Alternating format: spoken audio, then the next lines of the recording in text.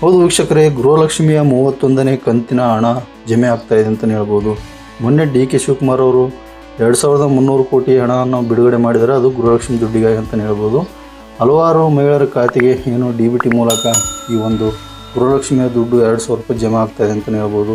ಹಲವಾರು ಮಹಿಳೆಯರು ಮೊದಲು DK ಶಿವಕುಮಾರ್ ಮುಖ್ಯಮಂತ್ರಿ ಆದಮೇಲೆ ಗೃಹಲಕ್ಷ್ಮಿ ದುಡ್ಡು ಬರ್ತಾ ಇಲ್ಲ, ಹಂಗೆ ಹಿಂಗೆ ಅಂತೇಳಿ ಆಕ್ರೋಶ ವ್ಯಕ್ತಪಡಿಸಿದ ಬೆನ್ನಲ್ಲೇ ಪದೇ ಜಾಸ್ತಿಯಾಗಿ ಇಲ್ಲಿ DK ಶಿವಕುಮಾರ್ ಅವರು ಮೊನ್ನೆ ತಾನೇ ಒಂದು ಕಂತು ರಿಲೀಸ್ ಮಾಡಿದ್ರು. ಆಮೇಲೆ ಮತ್ತೆ ಈಗ ನಾಗರ ಪಂಚಮಿ ಹಬ್ಬ ಬಂದಿರುವಂಥ ಸಂಭ್ರಮದಲ್ಲಿ ಮತ್ತೆ 2000 ರೂಪಾಯಿ ಬಿಡುಗಡೆ ಮಾಡಿದ್ದಾರೆ ಅಂತಲೇ ಹೇಳ್ಬೋದು.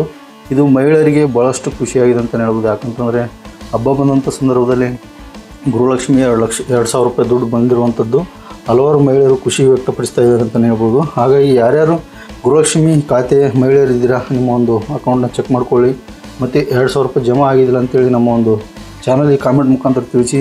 ಈ ಒಂದು ವಿಡಿಯೋನ ಆದಷ್ಟು ಶೇರ್ ಮಾಡಿ ವೀಕ್ಷಕರೇ. ಯಾಕಂತಂದರೆ ಗೃಹಲಕ್ಷ್ಮಿ ಆಗಿರ್ಬೋದು, ಗೃಹಜ್ಯೋತಿ ಆಗಿರ್ಬೋದು, ಸಾರಿಗೆ ವ್ಯವಸ್ಥೆ ಏನು ಶಕ್ತಿ ಯೋಜನೆ ಆಗಿರ್ಬೋದು, ಯುವನಿಧಿ ಆಗಿರ್ಬೋದು, ಕಾಂಗ್ರೆಸ್ ಸರ್ಕಾರದ ಎಲ್ಲ ಯೋಜನೆಗಳು ಮುಂದುವರಿತವೆ. ಯಾವುದೇ ಗೊಂದಲ ಬೇಡ ವೀಕ್ಷಕರೇ. ಹಾಗಾಗಿ ನಮ್ಮ ಚಾನಲ್ ಸಬ್ಸ್ಕ್ರೈಬ್ ಮಾಡಿಕೊಂಡು ಲೈಕ್ ಮಾಡಿ ಆದಷ್ಟು ಈ ವಿಡಿಯೋನ ಶೇರ್ ಮಾಡಿ ವೀಕ್ಷಕರೇ. ನಮಸ್ಕಾರ.